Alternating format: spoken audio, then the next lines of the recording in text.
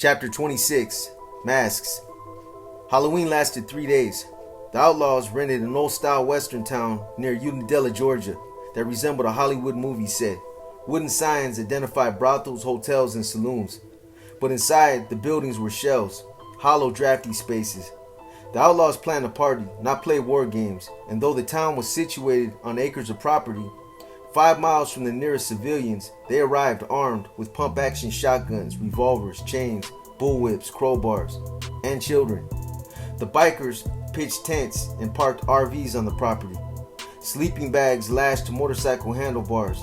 Girls straddled the little seats, looking like twigs snapped from highway debris. Support clubs like the Black Pistons clustered in some of the abandoned buildings.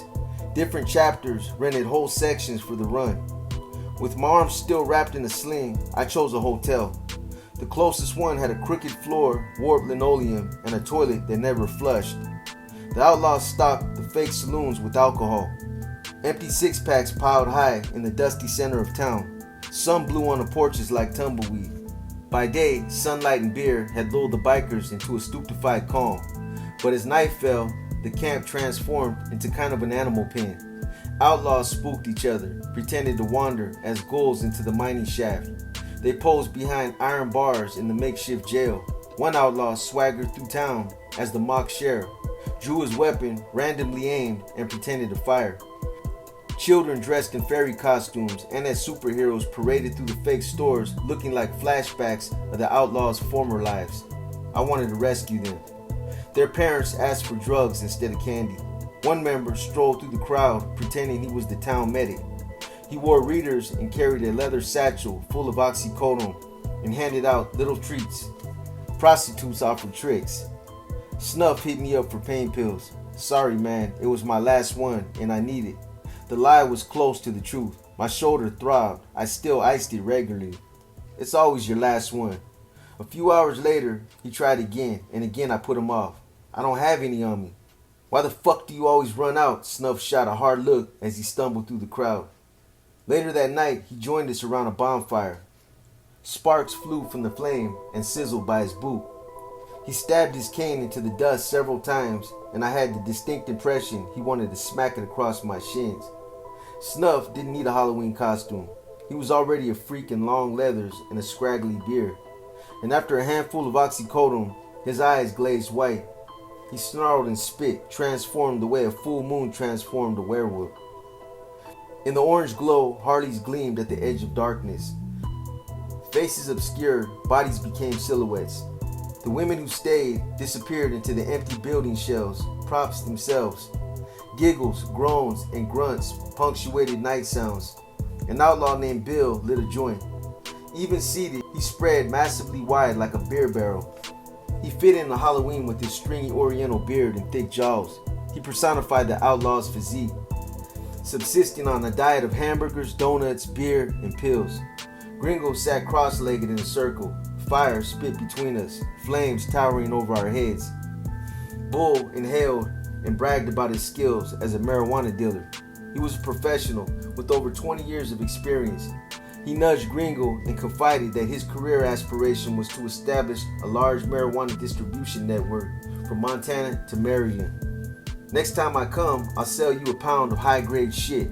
Bull passed his joint to Gringo. In Montana, we all carry medical marijuana cards. We had to bust them in another state. I held my breath. Gringo huddled too close to Bull to reject his offer. Heat from the fire made me lightheaded. This was it. We were done. Gringo took the joint. There was no way to rescue him. I watched him touch it to his lips and fake inhale. Panic shot through me as I scanned the faces around the fire, looking for subtle changes in expression, an eyelash flicker, a jaw twitch, a forehead wrinkle. But incredibly, no one noticed. And Gringo played it beautifully. He never flinched, never wavered, cool, smooth. Only his eyes watered slightly as he passed along the joint. Bull, meanwhile, prattled on, and I hoped the drugs had anesthetized the crowd long enough for us to exit. Snuff lost interest in the bonfire and wandered off. The pills he had ingested on an empty stomach no doubt left him jittery and depressed. Random shouts split the dark like buckshot. Faces around the bonfire distorted into long howls. Chills coursed through me. Wind picked up, and before the joint made it around to me, I whined about my shoulder in stabbing pain. Bull stared dully in my direction. Gringo took my cue and scrambled to stand. As he did, his wire protruded from his neckline like a stationary horsefly. I had worn it all day so he could transmit sound in real time. The microphone, usually concealed inside his clothing, bobbed conspicuously. How long had it been sticking out like that? Had anyone noticed? Shock slid behind Gringo's eyes. Neither of us spoke as we drifted from the circle, turned slowly, and waited for the bullet. At the hotel, we stressed about the exposed wire, replayed what-if scenarios in our head. Did they see it? Did they not? Finally, Gringo laughed it off, a spooky phenomenon, an inexplicable pardon.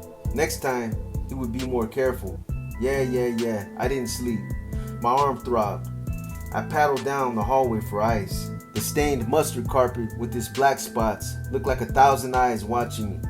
Slowly, I returned to the room and sat on the bed. Sheets bunched at my feet. The ice numbed my arm. Spilled moonlight cast a cool blue glow over us. We were all awake. We said nothing. Soon, we would return to Halloween Town. None of us would wear a wire. No one stirred until dusk the next day when an outlaw named Shia appeared like something recycled, used plastic spit into a new mold. His brown eyes bugged behind thick glasses. A mustache of sweat bordered his mouth. His cuts cropped above his protruding balloon belly. Rumors swirled that Shia's wife pushed him into prospecting for the outlaws, hoping the role would toughen him up and transform him into an eligible outlaw. He boldly displayed his coat and loaded a revolver strapped to his hip. I baited him, asked him if he had any extra for JD and me. Shia smiled, waddled off to call his drug source, and within an hour motioned us both inside his sedan. He resembled a bloated child with a gun. In the shadowy dark parking lot of Halloween Town, I slid into Shia's passenger seat and JD climbed into the back. My knees practically brushed my chest. Shia held up his stash, his nose candy, and with a wide, stupid grin, plunged a rusty spoon into the fine white powder. My nerves already shot, I was in no mood to deflect him. Shia offered JD a taste. I caught JD's surprise in the rearview mirror. This was a test we couldn't flunk. A light drizzle splashed across the windshield. Fucking rain, I barked. We had only seconds to improvise. If Shia picked up on our foul scent, he would pounce. JD took the spoon. I shifted, joked about the cramped space, his car being too small and my body too wide. Shia jerked at my tone, and his attention drifted long enough for JD to toss the powder. That's good shit. JD broke the tension and pretended to pick his nose with his pinky. Shia grinned, swiveled in the front, and handed me the spoon. Metal glinted in the half light, and I felt my face flush. I knew addicts, knew their single-minded purpose, knew what blow did to a person's brain. We had been tested before with drugs, but never like this, never this close. Shia's revolver shined near my thigh. Headlights from passing cars lit up his face like lightning flashing over a field. JD repeated my dance and distracted Shia long enough for me to dump the coke. Shia took our cash, gave us a quarter ounce, and opened the door. He wobbled off like a desperate rat in search of more trash.